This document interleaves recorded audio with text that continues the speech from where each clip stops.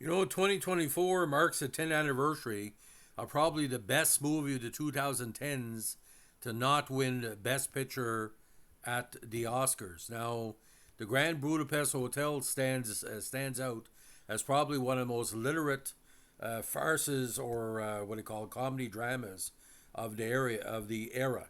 Wes Anderson hits it out of the park in this one.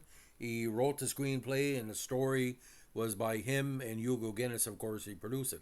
A very stellar cast. Everybody from Ralph Fiennes, F. Murray Abraham, Adrian Brody, Willem Dafoe, Jeff Goldblum, Harvey Keitel, Jude Law, Bill Murray, Ed Norton, Saoirse Ronan, Jason Schwartzman, Tilda Swinton, Tom Wilkinson, Owen Wilson, and Tony Revolori as the lobby boy.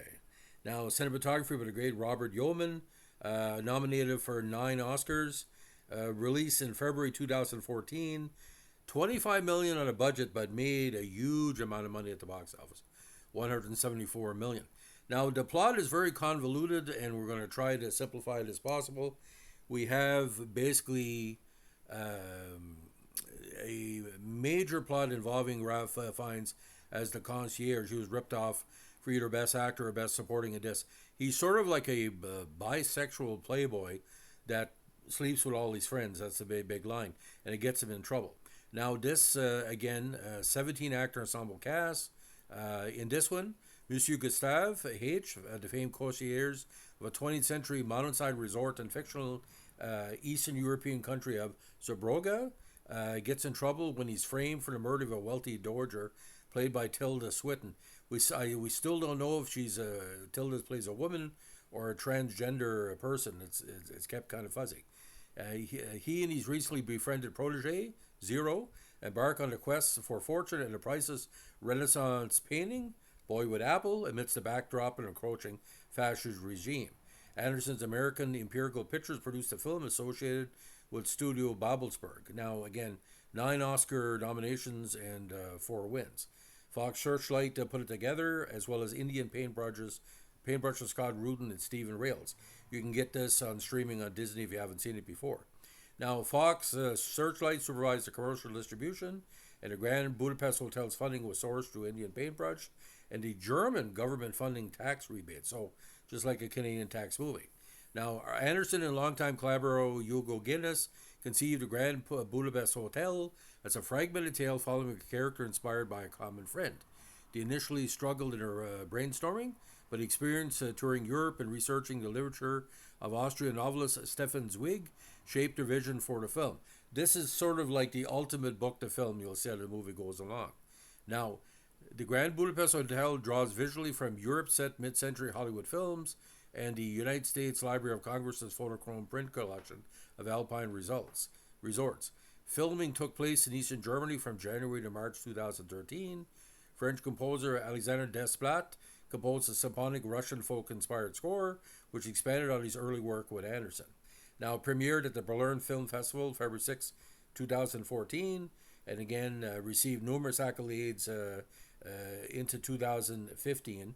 Since its release, has been assessed as one of the greatest films of the 21st century.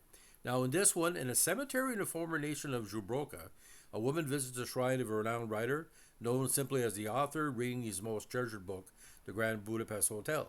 The book, written in 1985, recounts the 1968 vacation of his young writer at the once grand and drab hotel. There he meets its owner, Zero, who tells his rags to riches stories at dinner. In 32, Zero is an illegal refugee escaping a war waged by a fascist regime, which killed his entire family. He is hired as a lobby boy, supervised by Monsieur Gustave H., the hotel's concierge. Gustave strikes up affairs with old, wealthy clients, including Dowager Madame Céline Villeneuve d'Escoff und Taxi, known as Madame D. And again, sexuality is kind of fuzzy here, who secretly owns a hotel. She mysteriously dies a month after her last hotel visit, so Gustave and Zero visit her estate, where relatives come for a reading of her will. Probably one of the greatest scenes of the decade, to see all the, what they call the vultures waiting for what's left of the bones. Their attorney, Deputy Vilmos Kovacs, played by Jeff Goldblum, announces a recent codicil, which bequeaths the famous Renaissance painting Boy with Apple to Gustave. Madame D's son and agent of the regime, Dmitri, refuses to let it happen, Gustav and Zero abscond with the painting, hiding it safe in the Grand Budapest Hotel. After a testimony by Madame D's butler Serge X, Gustav is arrested by Inspector Alfred J. Henkels for Madame D's murder. Serge then goes into hiding. Gustav befriends a gang during his imprisonment and provides them with pastries from Mendel's, a well-known bakery. And we still don't know he was giving sexual favors as well. Left open-ended. I don't think he'd be too mad. After extensive research of the prison, one of Gustav's cellmates, Ludwig, tells the gang that they can escape via a storm-drained sewage system. Of course, this is Harvey Keitel in a very tattooed performance. Convinced to join the prison break, Gustav has Zero place hammers, chisels, and saw blades inside pastries made by Agatha, played by Saoirse Ronan, an apprentice of Herr Mendel and Zero's fiancée. Excuse me. She works for Zero's fiancé or assistant. The guard responsible for checking contraband cannot bring himself to break open the pastries, since Mendel's pastries are a work of art.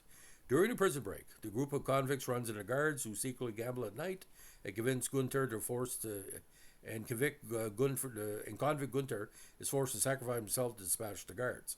The rest of the group manage to escape and disperse. Meanwhile, Dmitri sends his hitman, J.G. Jopling, played by Willem Dafoe, to kill Kovacs after questioning his loyalty, as well as Serge's sister for hiding his whereabouts, and again, to finger see him. Now, when Zero and Gustav are reunited, they set out to prove Gustav's innocence with the assistance of a fraternity of concierges, known as the Society of the Cross Keys, which locates Serge and facilitates a meeting between them. Gustav and Zero. Serge reveals that he was pressured to implicate Gustav by the real killer Dmitri, and that Madame D had a missing second will, which will only take effect should be murdered.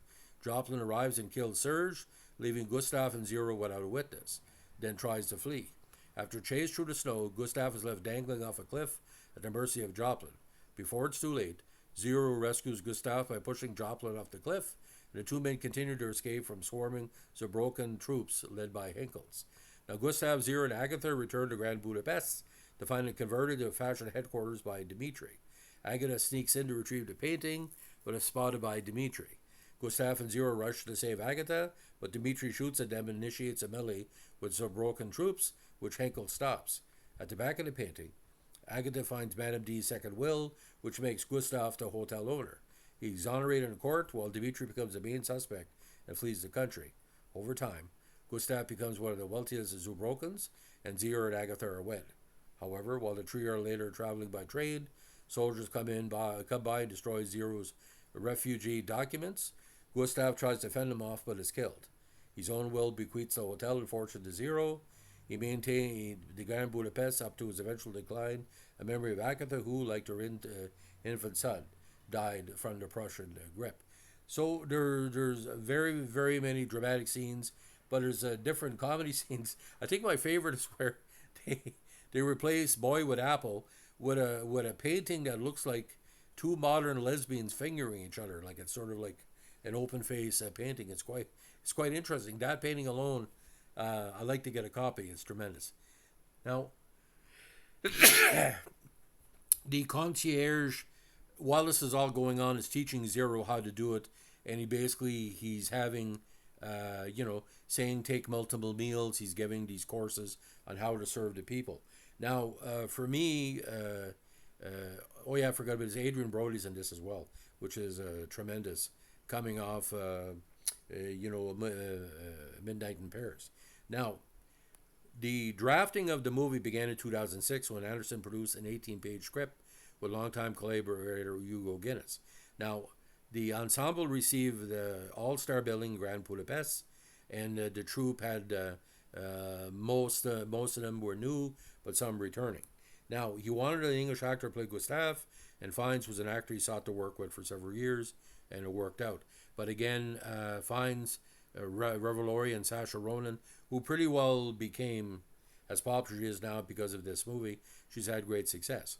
Now, this was his photographer, Robert Yeoman's 8th film with Anderson, and he scouted different locations and was using actually lighting technique in an old Francis Ford Coppola movie called One from the Heart. Now, he shot the movie in 10 weeks, were qualified as a tax break. Now, to rectify the slow film stock, The producers used artificial lighting, expedited the daytime work schedule, and filmed night scenes at dusk. Now, principal photography took place at Babelberg Studio in suburban Berlin and in Gorlitz, a mid-sized border town on the Luslin, Nice on Germany's eastern frontier. Now, Yeoman shot Grand Budapest on 35mm film using Kodak Vision 3 stock from a single Aricam studio camera provided by Aries Berlin office. His approach entailed the use of a Chapman Leonard camera dolly for tracking shots in a geared head to achieve most of the film's rapid whip pans. Well put together. Now, set design was tremendous. Producers' design, costumes were tremendous, especially Madame D's what I call dowager style. Now, Anderson again recruited Alexander Desplat to compose the music, and the soundtrack is one of the best, again, of the 2010s. Now, because Anderson deals with nostalgia in many of his movies, there was some controversy by the what they call the impact of the fascist state of the 1930s in the movies. And some people basically said that the problem was the movie doesn't directly refer to historical events, rather oblique references contextualizing the real-time history. The most deliberate, of course, was allude specifically to Nazism and the rise of the mid-1930s style. And perhaps the film's more dramatic display of corrupt power, there's a broken military invasion of Grand Budapest, and the fascist emblems of the hotel's lobbies, newly adorned tapestry, mirror scenes from Leni Riefenstahl's propaganda film The Triumph of the Will, like the hanging posters. Now, Gustav's black and white stripes evoke the uniforms of the concentration camp prisoners, and his steadfast commitment to his job becomes an act of defiance that threatens to jeopardize his life. Now, it's a movie about friendship and loyalty because with Gustav and Zero, it's quite the, you might say a father-son relationship is well put together. Now, because the Grand Budapest uses color accentuates to accentuate the tone, the cinematography, you have to watch it 2 or 3 times to see how good it is. Because it's not Anderson's trademark Parallelo, but has a sharp palette of vibrant reds, pinks, and purples in pre-war Grand Budapest scenes. Now, it won the Silver Bear at Berlin, and he stirred in competition at the festival. Now, the marketing campaign, it built it quite slow, but eventually, now this is, I find kind of strange. They should have shown it throughout the summer of 2014, but it came out on DVD as early as June 17th. The discs include behind-the-scenes footage with Bill Murray, promotional shots and deleted scenes in a theatrical trailer. It ended up being the 4th best-selling film on DVD in its first week in the States, selling 92,000 copies and earning $1.6 million. By March 2015, the film had sold more than 550,000 copies. Now, the Criterion Collection version, it was a director-approved special edition Blu-ray and DVD on April 28, 2020. The discs include audio commentary from Anderson, Jeff Goldblum, producer Roman Coppola, which is Francis Ford's son, and the film critic Ken Jones. Storyboard animatics, a behind-the-scenes documentary, video essays, and previously unaired cast and crew interviews. Now, Grand Budapest Hotel to many was a surprise box office success. Hard to say this was a sleeper when it made $173 million. The film's performance plateaued in North America after a strong start, but finished the theatrical run as Anderson's highest-grossing film in the region. It performed strongest in key European and Asian markets, including Germany, and the film's link to the country boosted the box office performance. But it was also big in South Korea, Australia, Spain, France, and the United Kingdom for a number of months. Now, it earned $59.3 million in the States and Canada and $113 million worldwide for a total of $173, making it the 46th highest grossing film in 2014, and again, his biggest to date. Now, it did very well in France, $2.8 million, at 172 theaters in the first week, and its $16,220 per theater average was the best opening for any Anderson movie in France to date. In the second week, the number of theaters grew to 192 and boosted another 1.64. Now, very strong in Austria, Germany, Spain, the Asiatic countries. Now, in the States, it opened to a 200,000 per theater average from a 4-theater release, very robust. Now, The critical response again was tremendous. Probably one of the best of any movies of 2014. On Rotten Tomatoes, 92% of critics give the film a positive review based on 318 reviews, with an average posting of 8.5 out of 10. The site's critics' consensus reads, typically stylish but deceptively thoughtful, the Grand Budapest Hotel finds Wes Anderson once again using ornate visual environments to explore deeply emotional ideas. On Metacritic, the film has a weighted score of 88 out of 100, with 94 positive reviews based on 48 critics. Now, Grand Budapest Hotel, for me, it's his most recognized movie. Now, I'm not saying it's his best movie, but it's definitely up there. So we're going to look at some of the major awards here. Academy Awards again ripped off for Best Picture. Was nominated for Best Picture, Anderson Best Director. Nobody in the cast was nominated, which is bizarre. Nominated for Best Original Screenplay, ripped off. Best Cinematography, ripped off. But won Best Costume Design, Best Makeup and Hairstyling, Best Original Score, Best Production Design. Didn't win Best Film Editing, ripped off. This was the best movie of 2014, bar none. Now, Art Directors Guild Award won Excellence in Production Design for Adam Stockhausen, of course, more than. But give you the different people that recognize it. Austin Film Critics, Belgian Film Critics, Berlin International Film Festival, BAFTA. Anderson didn't win Screenplay and Film Music as well. By the way, ladies and gentlemen, Desplat more than deserved the best score. BAFTA again, production design, costume design, makeup and hair, lost for sound. César nominated for Best Foreign Film. Then Chicago Film Critics Association, Costume Designers Guild Awards, Critics' Choice Movie Awards, Dallas Fort Worth Film Critics Association Awards, David D. Donatello Awards, Detroit Film Critics Society Awards, Directors Guild of America, Anderson got a nomination, Golden Globe Awards. It won Best Film, Musical or Comedy, thank God. And Ray Fiennes got a nomination for Best Actor, Musical and Comedy, only 4 nominations.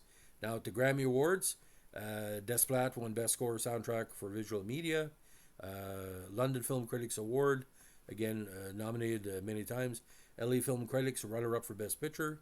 New York Film Critics, Anderson won Best Screenplay. Producers Guild Award, Best Theatrical Movie Motion Pictures nomination. San Diego nomination, San Francisco Film. Satellite Awards, Saturn Awards. It's considered by some a science fiction. Screen Actors Guild Award, performance by cast, loss. How is that possible? We don't know. St. Louis Gateway Film Critics Association.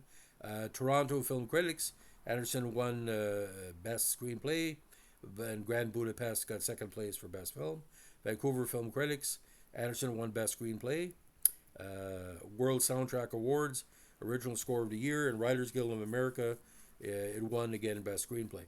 So whether you agree with me or not, the Grand Budapest Hotel, probably one of the most consistent comedy dramas.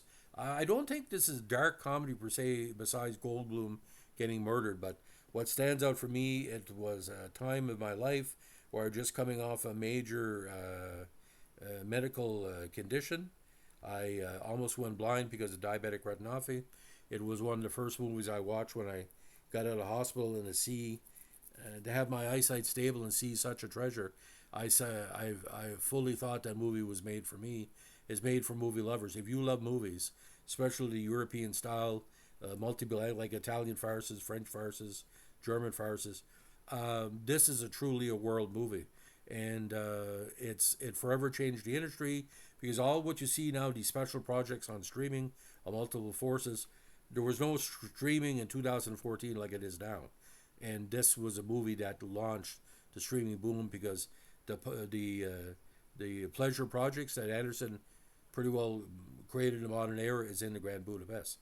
Because we don't say Grand Budapest Hotel, we say Grand Budapest because there's no need to finish the sentence. This is a 10 out of 10 movie, 5 stars out of 5. I go back to this movie every once in a while. It is in my top 10 movies of all time. And I like Moonrise Kingdom as well, but that's more of like a lesser version. But Grand Budapest, there's a lot of shit going on, man. And to see a young Saoirse Ronan just getting her chops as a young actress. Very similar to Vivian Leigh in her early parts before she did Psycho. Um, Ironically, most of the cast is still alive, which is bizarre because you should do a reunion movie with all the cast to fill in some of the blanks.